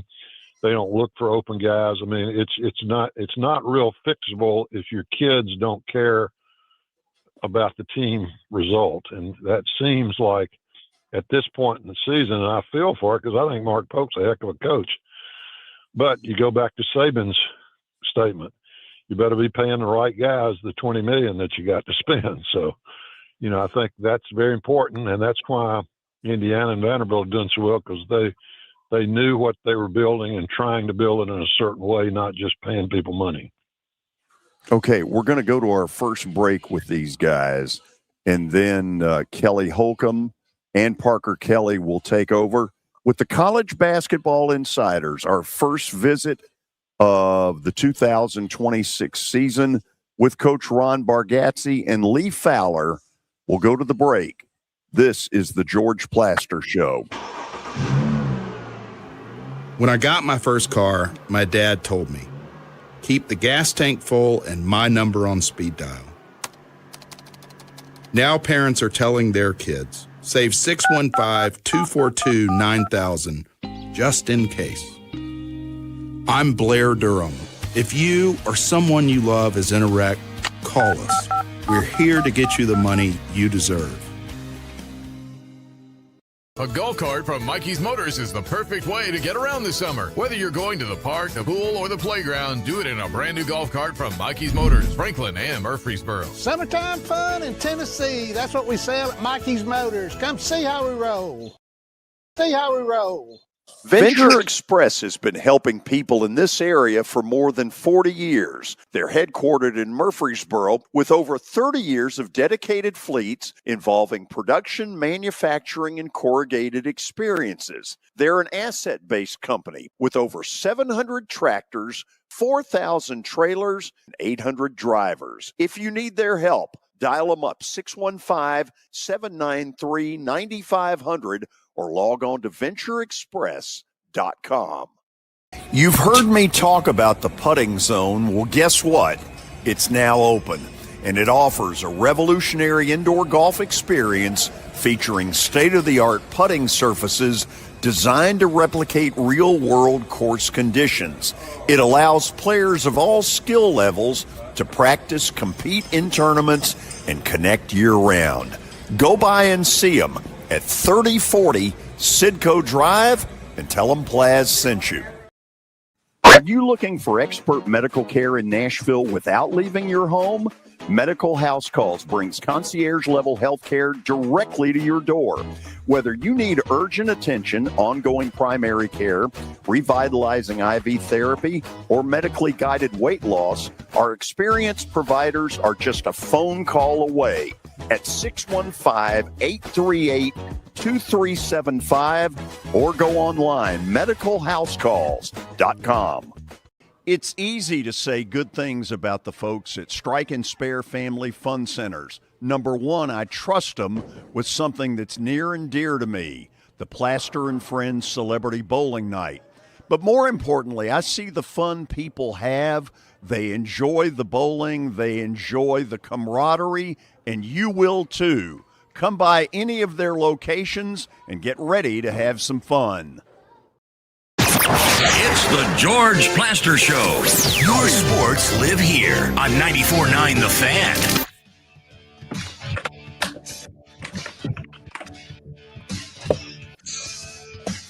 Talk about sports overlapping. Last night, SEC basketball front and center stage, big win by Vandy over Alabama. On the other hand, college football playoff game tonight, Ole Miss and Miami. And we're here at Sports and Social in the Green Hills Mall. A lot of you are going to come in tonight and be a part of the fun. They've got great TV setups. And so sports are overlapping. That's good for our business. And we've got Ron Bargatze and Lee Fowler, the college basketball insiders, their first visit 2026 season. Kelly, the floor is yours. What's up, guys? How we doing? Everything's great. Hey, I've got a question. Y'all were talking about, and Lee, you were talking about Coach Cignetti, and obviously Coach B knows, Coach Byington. But I've said it before, and I've talked to Coach Robbins and Coach Donnelly, and I just feel like, and I said this a couple of weeks ago on this broadcast here, that these coaches nowadays, because I've experienced it with my son, if one kid gets an offer from a big school, then it seems like 14, 15 other big schools offer the kid. Instead of doing your own research, doing your own evaluation of a kid. And I think that's what Kurt Cignetti did. I even talked about this yesterday, that he is recruiting kids. Like, I think he's got 8 kids that were over a 3-star, like maybe 8 kids on his team. You look at all these SEC schools, and they've got all these 4- and 5-star kids that are playing football, and I'm sure the same thing's in basketball. But it seems like that's kind of a lost art with a Kurt Cignetti or a Mark Byington or Rick Barnes, of all these coaches not worrying about what other people are thinking, but going out and find the guys that actually fit their program in this new transfer portal era. Do you see it kind of that way?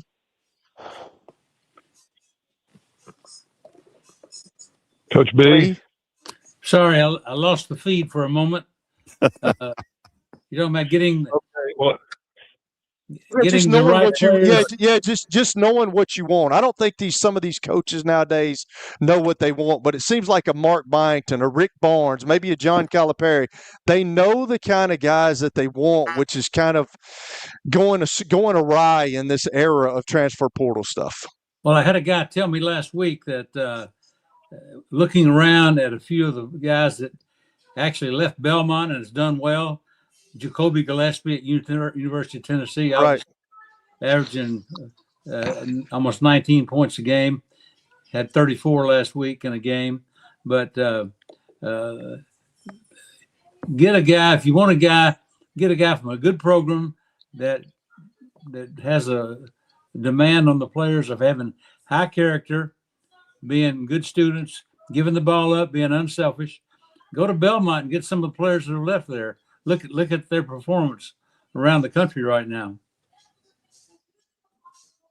Lee? I agree with Kelly. I think, I've been in it 40-something years, and I always felt like if so-and-so made an offer to somebody, then everybody wanted them. And unfortunately, with the transfer portal, that makes it tougher now than it ever was on high school guys, because high school guys are not being evaluated as much as they once were, because they're just going to go out and get a transfer to fill their void. And so I think that's a big issue also. And I think that guys that are putting teams together instead of just trying to get the best player they can possibly get are doing better. I think that it's hard to build a team if you don't have, the discipline over somebody for more than a year, and especially a guy that's, being pursued by a lot of other different teams. And I think that's one of the issues you're seeing with some of the better teams, that some of the guys have been able to make it work and get a team organized, and others have struggled with that because of the impatience of these guys wanting to go next year somewhere else if things aren't working there. So, Coach B, you just brought up Jacoby Gillespie, and I would like to hear what both of y'all have to say about this. But the last couple of years, they've had some guys that could shoot, but they always had Zakai Ziegler. And Zakai Ziegler was kind of that guy that Rick Barnes had that was not the biggest guy in the world, but he reminds you of a Rick Barnes guy, just a tough, hard-nosed, leader of the team kind of kid. How much are they missing him? And is the Jacoby Gillespie guy kind of filling that role for Rick Barnes, you think? Well, Jacoby is he was a football player. He was a great receiver and defensive back at Greenville High School up in East Tennessee. And I watched him play for 2 years at Belmont. Probably I saw him play over 30 games. And, someone would throw him a pass down court and it'd be a bit off. He had the ability to go up in a crowd, gather himself, and continue the play rather than having to gather himself. I've told people all summer, I said, I know you're going to miss Zakai Ziegler, but let me tell you, he may not be the same type player as Ziegler was, but you'll love Jacoby Gillespie because that guy is really a gamer, great attitude. You can tell he looks at the coach when the coach is talking to him. That has a lot to do with some guys' success. Lee, how much does that hurt a team when you've got a guy like Zakai Ziegler leave? And then I know that's part of the process, but especially nowadays in the transfer portal, how hard is it in today's game to mold that when you lose a guy like that? It's tough as heck to lose a leader because they're not sitting around waiting to come to your school. And you get a guy like him, and he makes a whole difference of the team because he's the leader on the floor. And as Ronnie said, that's the most important thing I think missing from a lot of these teams. That a lot of them don't have leadership out on the floor. That they haven't been with coaches long enough to know what the coaches want them to do in some cases. And then some of them are, of course, trying to figure out how to make their next transfer more money by scoring points and that sort of thing. So, I mean, they're dealing with a lot of factions now in college basketball, and a bunch of it brought on by, the people that are having. So it's a different time, and that's why my hat's off to a guy like Byington that's been able to do it and do it seamlessly. Really, the rest of them are struggling like crazy to put it out there and make it look good. And he seems like, he must put a lot of hours in. Somebody told me he's a 4-hour a night sleeper. And that makes sense because he's doing something right, and it's definitely he's in tune to what he needs to do to make that team good. Last year, the SEC, and since this is the first time we got you guys on, I kind of want to get an overview of what y'all think about the SEC. But last year, they get 13 teams in the NCAA tournament, and this year, maybe not. But you're looking at the standings, and I know they hadn't started conference play; they just now started conference play. But it still looks like the SEC is one of the better conferences in the league. How do you guys see it from top to bottom this year, Coach B? Well, I think you're going to see a lot of the teams that you got 5 teams that are 2-0 right now, off to good starts. And you got Vandy at 15-0, Arkansas and Missouri and A&M at 2-3, Mississippi State at 10-5, all 2-0 conference records.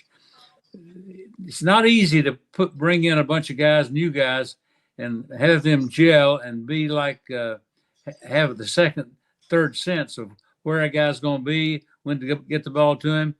You're seeing, I think I've seen more bad screens on the ball and away from the ball where screeners try to get their knee out there and make themselves wider, and it costs you a possession. If you get a team that's getting 70.75 to 1 point per possession, add that up in a game and see what that gets you.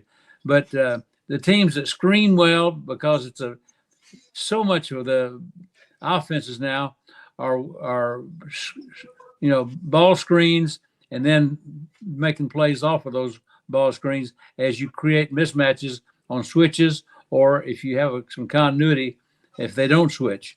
That's one thing that you've seen Tyler Tanner do.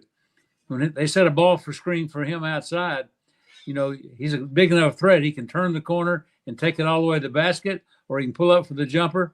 And so everybody's trying to figure out, do we switch on him? Do we hedge and get back and recover to our original man?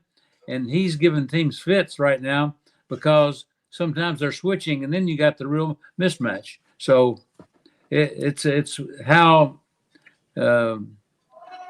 one team handles that two-man game. And then I knew Rick Byrd used to do this a lot, and Casey Alexander does it.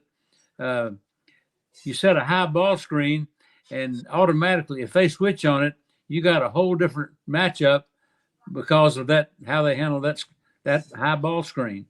And so many of the offenses are initiated by the high ball screen. So Lee, what do you think about the SEC? What do you think about this year for the SEC conference play? Yeah, I don't think it's as good as it was last year, top to bottom. But there are a lot of good teams in the league. I think they'll more than likely get 10 to 11 in this year. The biggest thing about this year is the number of, they're going to beat each other more, I think, this year than they did last year. So there are going to be some, records that are just barely 500 or a little below 500. And that'll be decided by the committee on whether that's important enough. A lot of them played a lot of people early. A lot of people didn't play a lot of people early. So I think Vanderbilt's got the toughest conference schedule that they're facing, but their non-conference wasn't that good. So it's very important for them to win games like last night for their, seeding in the NCAA tournament. So it's a great league, but they're four great leagues. And of course, as we used to say, you follow the money, and those four leagues have all the money. So that's why those teams are doing so well. And there are a couple of teams in the country that I've seen. Arizona's one of them. Purdue's a good one. I mean, they're teams that nobody's even coming close to beating them. Not that they're winning by 1 or 2 points. They're winning by big numbers when they're playing. So it'll be interesting to see. Another 2 weeks to 3 weeks will tell a lot about a lot of teams around the country. Well, for the record, hey, Kelly, for the record, Lenardi has 10 SEC teams in right now. He's got Vandy as a 2 seed, Alabama is a 3, Arkansas is a 4, Tennessee 5, Florida 6, Kentucky 9, LSU 10, which that one caught me off guard a little bit. Oklahoma last 4 in as an 11 seed. So Lee, you kind of led me into this is my last question, but and I know we're in the SEC down here, but I was looking and there's 6 undefeated teams. There's Michigan, Arizona, Iowa State, Vanderbilt, Nebraska, and Miami of Ohio. But Dusty May, the coach at Michigan, obviously made his name at FAU, took those guys to the Final Four. But you look, and he's beat Gonzaga by 40. He beat Auburn by 30, and he beat USC by 30. Like, how good, and I don't know if y'all have seen them, and that's okay if you hadn't, but how good is this Michigan team? Well, it appears to me that they have all the elements you're looking for. They have the great balance in perimeter and inside guys. They keep coming at you. They've got good quality depth. And to beat some of those teams double figures and even 30 and 40 points is hard to believe. Tell you, their point guard, Cadeau, who played at North Carolina 2 years, by the way, he's my wife's favorite player in the country. She thinks that he's handsome, number one, but he is a heck of a player, and he's gotten with the team, and he cares about winning, and he cares about team ball, and that's really been kind of the glue that's putting them over the top as far as how good they are right now. But they're a very good basketball team. Arizona's a very good basketball team. Purdue's a real good basketball team. So there are a lot of teams around. I think Gonzaga's not what they have been. That's an interesting game tonight. They play, if you want to stay up, George, and see basketball, if you wake up at 11:30, that's Herb Sindek's team, Santa Clara, who's, I think, 14-4, is playing at Gonzaga tonight. So that's how nutty these basketball insiders are. It's trying to watch games at 11:30, 12 o'clock at night. And as a public service, since Lee brought it up, that game tonight, Santa Clara Gonzaga, ESPN2, 10:30. this evening. Parker, stay up. You're young. I will not be staying up because I get up at 5:30 every morning. So learn some hoops. I'll I got plenty of hoops knowledge. And okay, Coach B, I'll ask you first because it feels like the narrative has changed in college basketball. Where 10 years ago, pre-NIL, pre-portal, you would rely on recruiting these high caliber athletes, these 5 stars. I think of Coach Cal at Kentucky bringing in the one and dones. Now the narrative has changed where you rely on experience, you rely on the transfer portal, and sometimes it works out. I feel like it's a game of Russian roulette. Florida was an example of it working out. All 3 of their guards last year, they got from the transfer portal. Now we're seeing Kentucky this year. They have a lot of transfers. It hasn't worked out so far for them. How do you find that balance of bringing in these guys from the transfer portal, but yet maintaining the chemistry at the same time? I think you can go back to the type of program they're coming from and the expectations from them in that program. And I mentioned Belmont a while ago. They've, under Casey Alexander and Rick Byrd, they have been very sound fundamentally. They don't put up with any garbage from the players. They keep guys accountable at all times. And that's what you really want in a transfer player, not to bring a lot of baggage with them. And I can watch Duke Miles play right now, and I can see that he's been at 4 schools, I guess, in 4 years, but he has flashes of really doing some great things, and he's a great compliment to Tyler Tanner. So I think that you go for the type person they are, the program they come from, and you'll know right now the happy hunting ground for most of the big schools are those good mid-majors where a guy can come in and play a couple of years, develop a great game, play under a good coach, and then be very effective right off the bat. That's an amen. I mean, I think that's what is upsetting to a lot of people. And of course, I saw, talking about transferring, I saw the kid that played for Vanderbilt 3 years ago at South Carolina. George, give me his name. Miles Studi. He's playing his 6th year of college basketball. Not, how many high school kids hadn't had a chance anywhere because he's in playing for 6 years. I mean, it's just crazy. It's frustrating to watch, and Ronnie hit it on the nose. That's those teams that are really good and really well coached and have great players every year.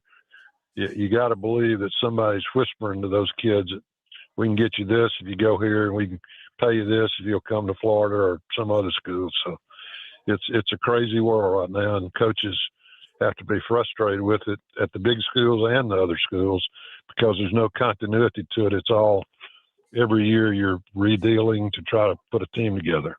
Try this for consideration. We have a lot of schools that had the NIL going long before it was legal, and they're not doing as well in the transfer portal as some of the teams that are new at it. So I could go by and name a lot of those, but I'd get George kicked off the air. Oh no! You feel free to. Coach B, did you ever hand out one of those bags? Well, I tell you what, I can tell you someone that we know in this area. This is a great recruiting story. They played in a Christmas tournament, and they only had 25 watches as a memento for playing in that tournament. So a couple of players, a couple of the managers that were on the teams that we're talking about there arranged for that tournament watch to get in the hands of a person that might really treasure it and be influenced by it. Well, they come to find out that not long after that Christmas tournament where the watches were involved, that these same players came on campus for visits from others to go to college, and they come and they're wearing the tournament watches that were supposed to go to players that went by way of manager. and there's one in particular case that I won't mention any names, but we had a certain coach and a staff that saw that happen and left that staff because of the irregularity there. So there are lots of shenanigans, but like I said, there are a lot of schools that should have a lot of experience in this area of doling out that percentage. And then you also have the formula, the Sankey formula on what basketball, the formula of the percentage basketball gets as opposed to what football gets. And knowing we have a much larger roster in football, but there are a lot of great basketball schools that probably deserve to get more of that percentage than they do. And it's kind of an odd combination of results. And George knows what I'm talking about. I would tell Sankey to mind his own business, that, there are basketball schools that need to take his formula and throw it in the waste can. George, you're talking about the commissioner here. You get in real trouble. Screw the commissioner. It's not his job to tell the schools how to spend their money. Fair enough. I'd like to know what the different schools are and how they are dividing it up, and make that public knowledge. Wouldn't that be great? Who's Parker, getting? I got one more. You got one more, and we got to move quick. Here's something that we all thought we would say at the beginning of August. Nebraska and Vanderbilt are a combined 30-0 in January. How about that? Hey, Coach, I wanted to ask you, can you speak to the level of a job that Fred Hoiberg has done with that Cornhuskers team? Because they're top 10, and I did not think I would see that. I think they were picked to finish 14th in the Big Ten. So let's throw Indiana and Vandy into the football side of that formula. Hoiberg, his son plays for him. He does. So Indiana's a football school, Nebraska's a basketball school. We live in an upside-down world. Hey, guys, next week when we do this, we'll open up phones and see where the listeners want to go with it. Coach B, it's great to have you on as always. Always is about the time, how much time I've been on the radio and in this format with you, George. I've been a little long in the tooth. We need to bring Parker along at a younger age with a younger perspective.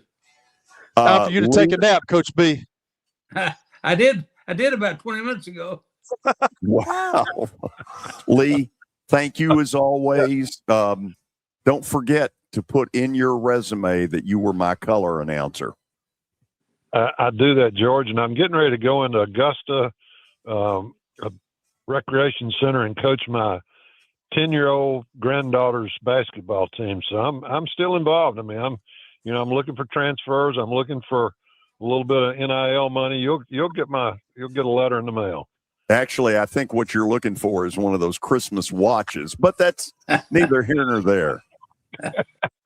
Talk to both of you guys soon. Thank you. Okay. Initial college basketball insiders. Man, it's a great time of the year to get into all of this. We'll go to the break and then a few more things to wrap up. And Kelly, a prediction on tonight's college football playoff game. I'm sure that's going to go splendidly well. Are you having the listeners listen up, George? Because you're going to make them some money? All right. No question. Okay. No question. Okay. We'll go to the break on the George Plaster Show. When I got my first car, my dad told me, keep the gas tank full and my number on speed dial. Now parents are telling their kids, save 615-242-9000 just in case. I'm Blair Durham.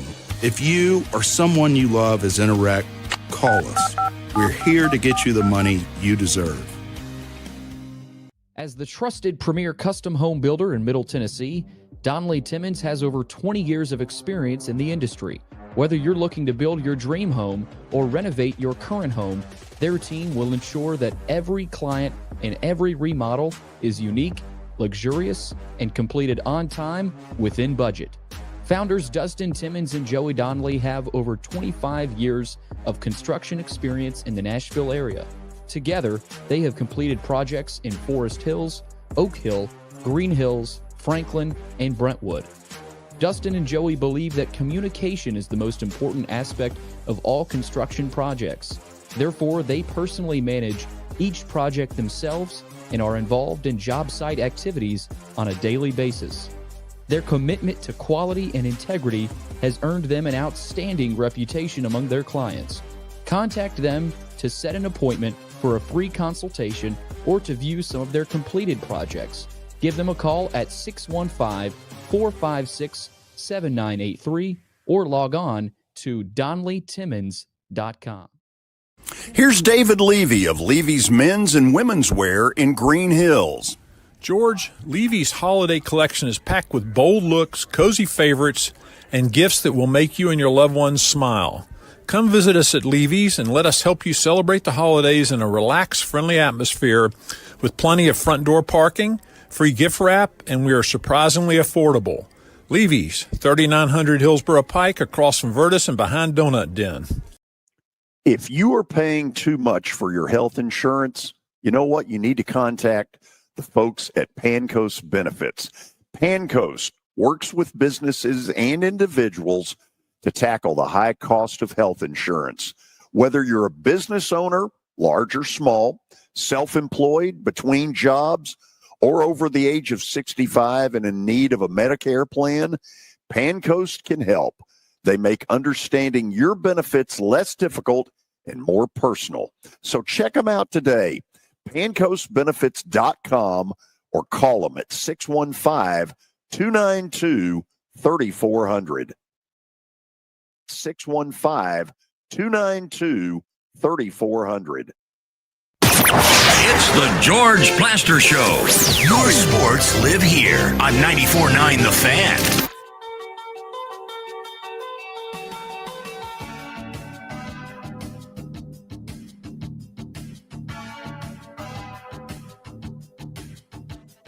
Kelly, there's late word out of Miami that the Dolphins are going to name a general manager in the next 24 hours.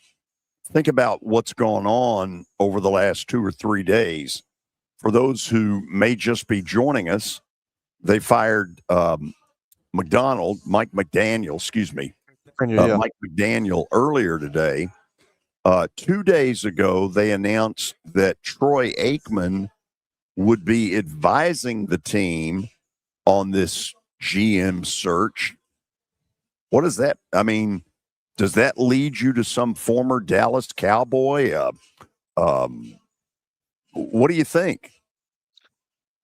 Man, that's wild. I did not know that. I was going to say that it felt like that they knew what they were going to do if they have already, if they're going to hire a GM in 24 hours. But then you tell me that with Troy Aikman, I don't know. I mean, I thought you were about to say Troy Aikman is taking that job, and I'm like, why in the world would Troy Aikman take that job when he's making millions, doing what he's really good at? And somebody I was watching, somebody was talking about how he reminds them of John Madden because he talks about, he tells it like it is, which that's what we all loved about John Madden. I don't know if there's ever going to be another John Madden.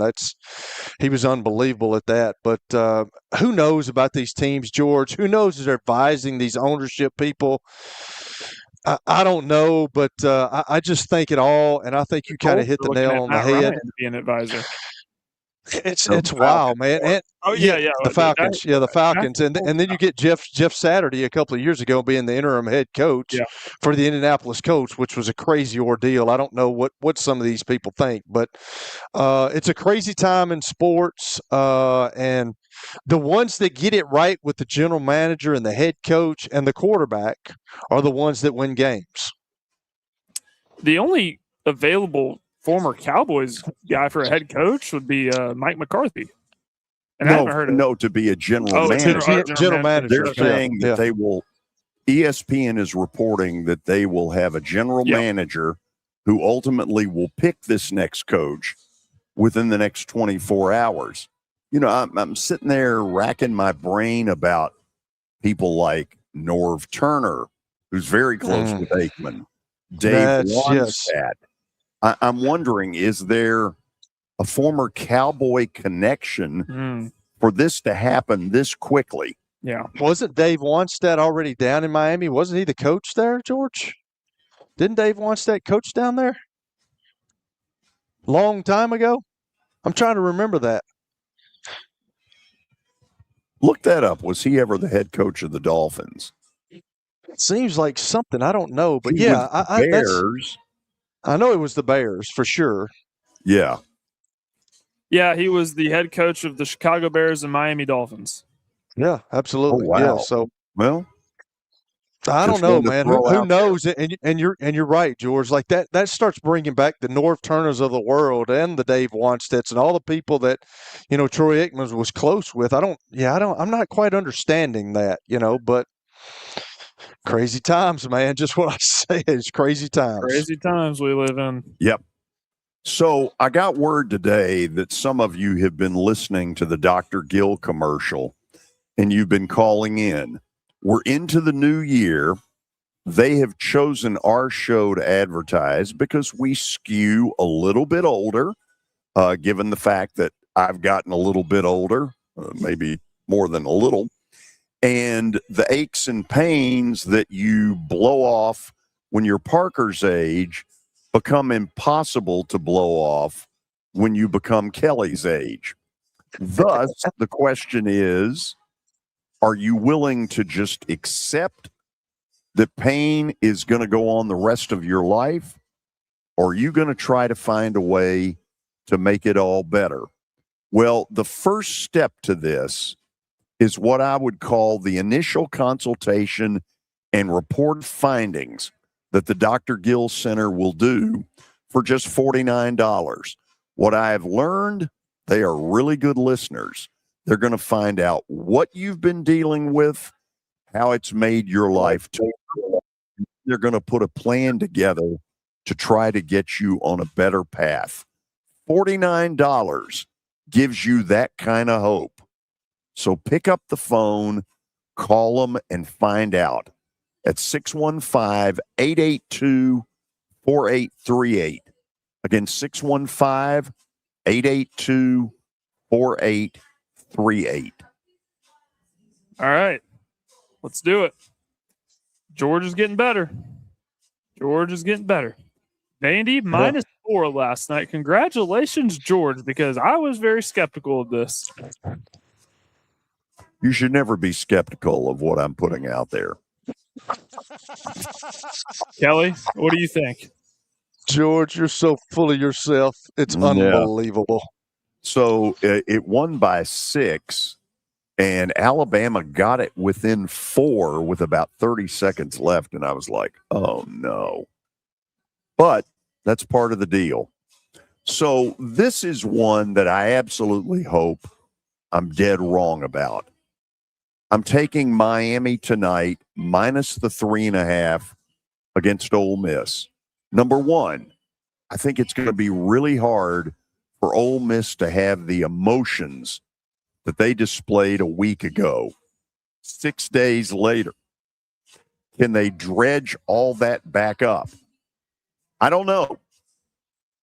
Then you ask yourself, okay, Miami, like I said earlier today, they had an FU attitude aimed at Ohio State a week ago. There was a built-in hatred with Miami basically looking Ohio State in the eye and saying, screw you.